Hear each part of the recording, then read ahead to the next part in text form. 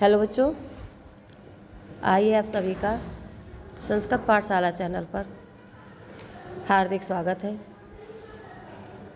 बच्चों, आज आप लोग पढ़ेंगे अनुवाद।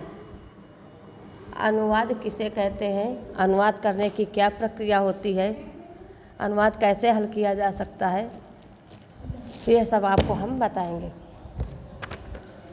तो जो आप लिख रहे थे उसी के आगे जो आपने रूप लिखे, धातु रूप लिखे, अब उसी में पढ़ना है अनुवाद।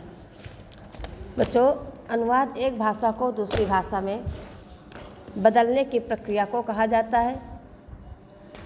जैसे कोई शब्द हिंदी से लिखा है, उसको इंग्लिश कर दो तो अंग्रेजी में अनुवाद हो गया, तमिल में कर दो तो तमिल का अनुवाद हो गया, फारसी में कर दो तो फारसी का अनुवाद हो गया, और यदि उसको हमने संस्कृत में कर दिया तो संस्कृत का अनुवाद बन गया। अब संस्कृत में बदलने की इस प्रक्रिया को संस्कृत का में अनुवाद कहते हैं। अब देखिए कि अनुवाद करने के कुछ मुख्य नियम होते हैं संस्कृत में, जिसको आप जान लें। सबसे पहले होता है पुरुष। पुरुष क्या है? तो वे संज्ञा अथवा सर्वनाम शब्द जो बात कहने वाले, सुनने वाले या जिसके विषय में बात की जा रही है, इनका प्रयोग हो, उसे पुरुष कहा जाता है। पुरुष बच्चों 3 प्रकार के होते हैं: प्रथम पुरुष, मध्यम पुरुष और उत्तम पुरुष। प्रथम पुरुष आप इस तरह से सारणी बना लें।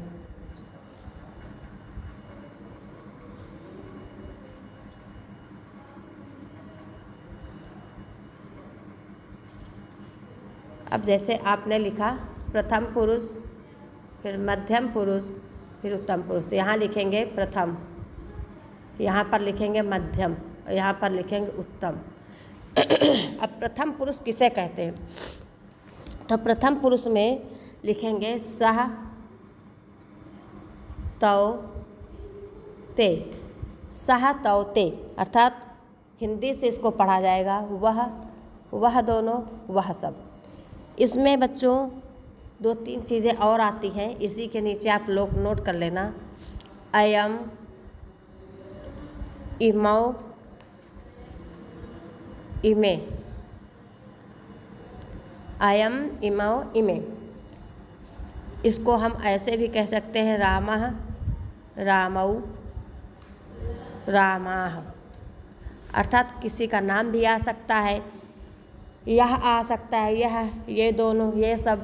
वह भी आ सकता है, वह दोनों, वो सब। तो ये सब किस में जाएंगे बच्चों? ये सब प्रथम पुरुष में। और प्रथम पुरुष को दूसरे शब्द में केवल पुरुष कहते हैं। अब बचा आपका मध्यम पुरुष।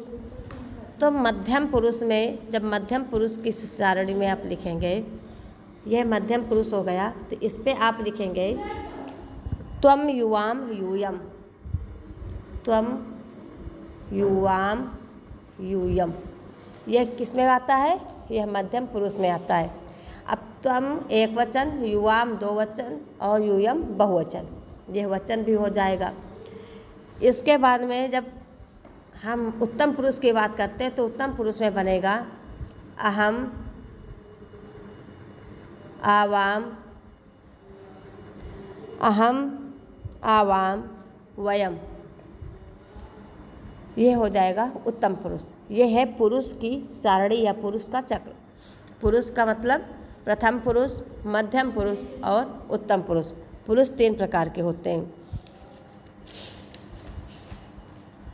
अब अगर आपको प्रथम पुरुष के बारे में बताया जाए तो यह आपकी किताब में लिखा हुआ है कि प्रथम पुरुष किसे कहते हैं। जिसके विषय में बात की जाती है उसे प्रथम पुरुष कहते हैं, और जिससे प्रत्यक्ष रूप से बात की जाती है उसे मध्यम पुरुष कहते हैं।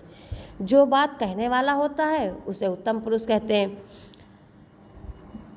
अनुवाद करने में मान लो आपको ये समझ नहीं आ रहा कि जिसके विषय में बात कही जाती है वो कौन है, तो आपको हमने बताया सह, तौ, ते, अयम, इमौ, इमे, रामा, रामौ, रामा। ये शब्द आते हैं प्रथम पुरुष में।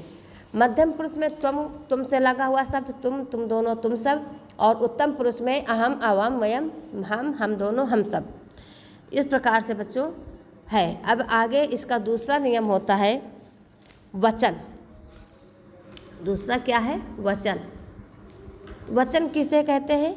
संज्ञा और सर्वनाम शब्दों की संख्या का बोध कराने वाला शब्द वचन कहलाता है। संस्कृत में वचन 3 प्रकार के होते हैं, एक वचन, दो वचन और बहुवचन। एक वचन से एक व्यक्ति का बोध होता है, दो वचन से 2 वस्तुओं या 2 व्यक्तियों का बोध होता है, बहुवचन से 2 से अधिक वस्तुओं का बोध होता है। इसके बाद में तीसरा आता है लिंग। लिंग कितने प्रकार के होते हैं? लिंग बच्चों 3 प्रकार के होते हैं, पुल्लिंग, स्त्रीलिंग और नपुंसक लिंग। लिंग की संख्या 3, वचन की संख्या 3 और पुरुष की संख्या 3। सब में पूछा जाएगा पेपर में बहुविकल्पी में कि पुरुष कितने होते हैं, तो आप 3, 5, 2, 1, तो आप बस 3 पर ही टिक करेंगे। पुरुष भी 3 होते हैं, वचन भी 3 होते हैं और लिंग भी 3 होते हैं। अब स्त्रीलिंग, नपुंसक लिंग और या पुल्लिंग किसे कहते हैं? तो जिसमें पुरुष जात का बोध हो वो पुल्लिंग है, जिसमें स्त्री जात का बोध हो वो स्त्रीलिंग है, और जिसमें किसी भी जाति का बोध ना हो वो नपुंसक लिंग है। अब जैसे अनुवाद करने में अगला पद होगा कर्ता। कर्ता क्या है? तो किसी कार्य को करने वाले या कार्य को संपादित करने वाले को कर्ता कहते हैं। क्रिया, कर्ता द्वारा किए जाने वाले कार्य को क्रिया कहते हैं। और कर्म, कर्ता अपनी क्रिया के द्वारा जिससे सबसे अधिक प्राप्त करना चाहते हैं उसे, क्रिया पर जो सीधा प्रभाव पड़ता है उसे कर्म कहते हैं।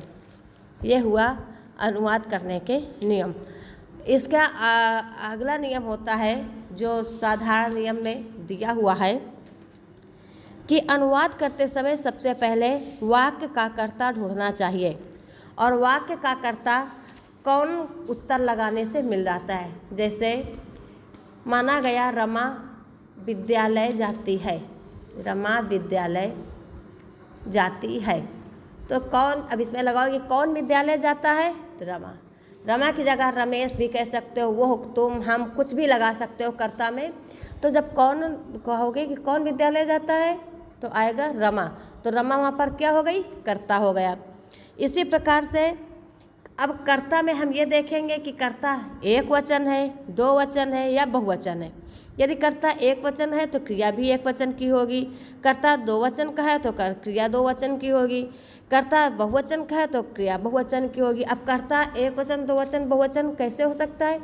जैसे रमा विद्यालय जाती है तो एक वचन हो गया, रमा और राम विद्यालय जाते हैं तो 2 वचन हो गया, अगर सभी बच्चे विद्यालय जाते हैं तो बहुवचन हो गया, या इसमें 3 नाम दे दिया जाए तो भी बहुवचन हो जाएगा। इसके बाद आपको यह ध्यान देना है कि कर्ता हमारा किस पुरुष का है। यह कर्ता जो रमा शब्द है ये किस पुरुष का है। यदि वो कर्ता का पुरुष और वचन आपने समझ लिया तो आपका अनुवाद सही हो जाएगा, क्योंकि कर्ता के हिसाब से हमको क्रिया लगा देनी है। तो कर्ता हमारा किस पुरुष का है? हमने आपसे बताया कोई भी नाम हो, राम का हमने उदाहरण दिया था, कोई भी नाम हो प्रथम पुरुष में आता है। तो जब प्रथम पुरुष का है तो क्रिया भी हमारी प्रथम पुरुष की लगेगी, एक वचन का है क्रिया भी हमारी प्रथम पुरुष और एक वचन की होगी। शब्दों के स्थान के लिए संस्कृत में स्वतंत्रता रहती है।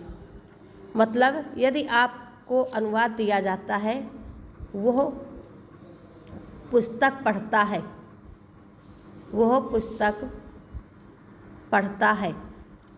कहने का तात्पर्य है कि शब्दों के लिए, अर्थात ये जो वह पुस्तक पढ़ता है ये पूरा वाक्य है, और इसके शब्द वह अलग कर दो, पुस्तक अलग कर दो, पढ़ता है अलग कर दो, ये हो गया क्या?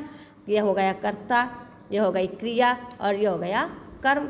लेकिन संस्कृत में चाहे आप पहले ऐसे भी लिख सकते हो, पुस्तकम पठति सः, आप ऐसे भी लिख सकते हो कि सः पुस्तकम पठति, आप ऐसे भी लिख सकते हो कि पठति सः पुस्तकम।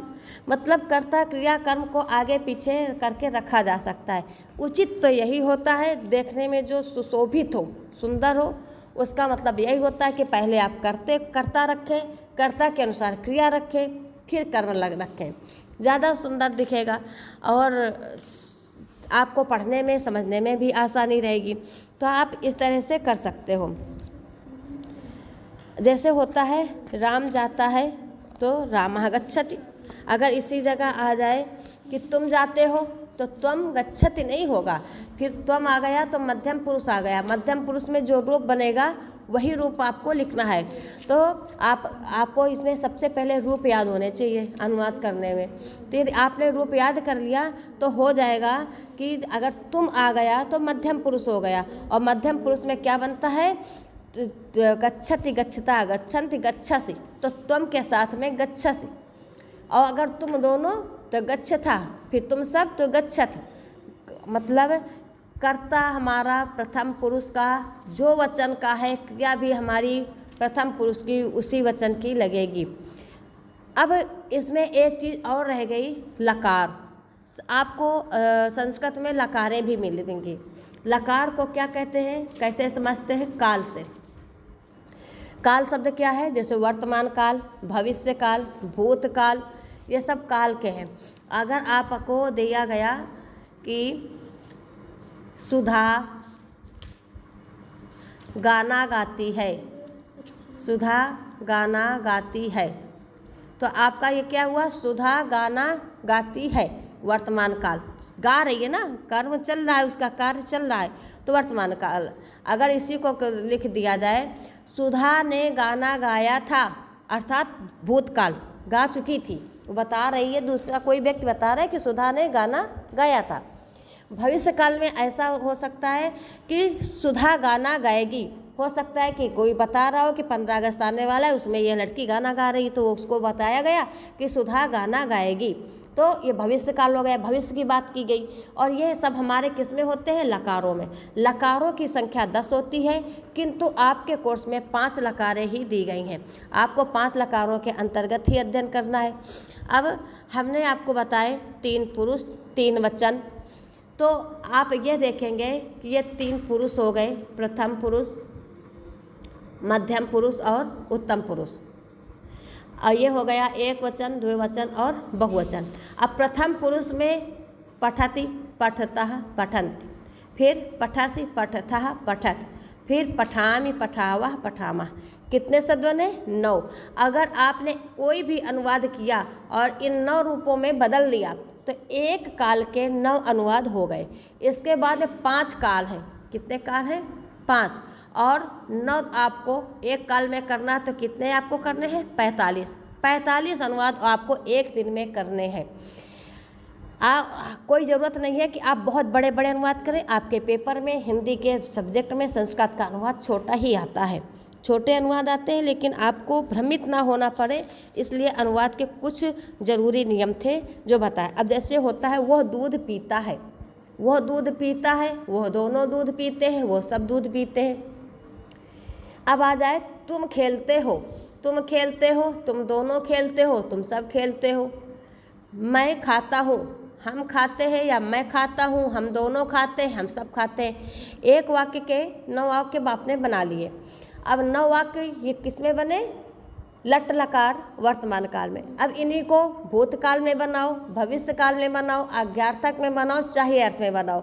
और ये जब 5 लकारों के रूप आप बनाकर एक बार 1 या 2 दिन आपने लगातार प्रैक्टिस की 45 अनुवादों की, तो निश्चित है आपको कर्ता क्रिया कर्म में गलती नहीं होगी। और इतना ही आता है, आपके अनुवादों में बहुत कम कारक से रिलेटिव प्रश्न देते हैं। वो कुछ अनुवाद होते हैं जो होते हैं जैसे वृक्ष से पत्ते गिरते हैं, सरल है लेकिन कारक का प्रयोग है, वृक्ष से पत्ते गिरते हैं। तो इस प्रकार से आपको यहाँ पर ध्यान देना है। अगर आपने अनुवाद करने के लिए प्रैक्टिस नहीं की, रूप नहीं याद किया, अनुवाद करने का नियम सरल है। जानकारी इसलिए दी कि पुरुष 3, वचन 3, लिंग 3। देखिए आप उसमें पढ़ेंगे इंग्लिश में या किसी अन्य भाषा में, तो एक वचन और बहुवचन 2 ही होते हैं, 3 नहीं होता। लेकिन इसमें एक वचन, द्विवचन और बहुवचन, उसमें 2 वचन नहीं है। क्यों नहीं है, अरे होना चाहिए। देखो सूर्य के साथ चांद होता है, दिन के साथ रात होती है। तो जब ये जोड़ा बनाए गए हैं तो फिर ये दो वचन क्यों हटा दिया गया? तो संस्कृत में वचन 3 होते हैं, पुरुष 3 होते हैं, प्रथम पुरुष, मध्यम पुरुष, उत्तम पुरुष। उसमें भी ऐसा नहीं है अंग्रेजी में। और अगर यहाँ पर देखा जाए लिंग, तो लिंग भी 3 ही होते हैं। तो आप से छोटे वाले क्वेश्चन में भी पूछा जाए या अनुवाद करने के लिए, ये छोटे छोटे क्वेश्चन आप अपनी कॉपी पे ज़रूर पुटअप करना, लिखना। अगर आपने क्वेश्चन बना के लिखे और 2-4 बार नज़र डाली तो आपके पेपर में 10 नंबर फ्री के मिलेंगे, व्याकरण से आते ज़रूर हैं। यह हो गया आपका अनुवाद। अब अनुवाद करने की हमने प्रक्रिया तो बता दी, लेकिन यदि आपने अनुवाद करने का प्रैक्टिस नहीं की, कुछ अनुवाद आप शुरू से करिए। लट लकार वर्तमान काल के, हो सकता है 45 अनुवाद एक दिन में ना कर पाएँ, तो 9 अनुवाद ज़रूर करें।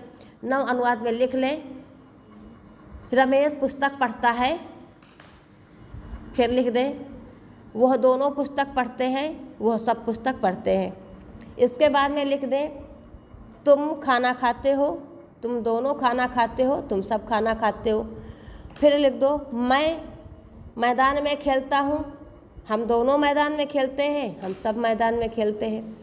क्रिया कर्म में तो आप कुछ भी जोड़ सकते हो। वह विद्यालय जाता है, चाहे लिख दो वह जाता है, वह जाता है, वह दोनों जाते हैं, वो सब जाते हैं। तुम जाते हो, तुम दोनों जाते हो, तुम सब जाते हो। मैं जाता हूँ, हम दोनों जाते हैं, हम सब जाते हैं। लेकिन जैसे क्रियाओं में थोड़ा सा फेरबदल कर दोगे कि वो खजाता है, वो खाता है, वो नाचता है, तो इसमें क्या होगी, तुमको तो कुछ शब्द ऐसे मालूम होंगे जिसकी संस्कृत नहीं मालूम होगी, वो मालूम हो जाएगा। तो अपनी प्रैक्टिस ज़रूर करना अनुवाद करने की। अनुवाद करने के नियम हो गए। आज से कक्षा 9 के हिंदी के अंतर्गत आने वाली समस्त संस्कृत का आपको अनुवाद, प्रश्नोत्तरी, वाचन, इसके बाद में हिंदी में जितनी भी संस्कृत की व्याकरण है सब बता दी गई। रूप, संधियाँ और अनुवाद 3 ही चीज़ हैं। पहले संधि पढ़ाई, फिर शब्द रूप, फिर धातु रूप और अनुवाद।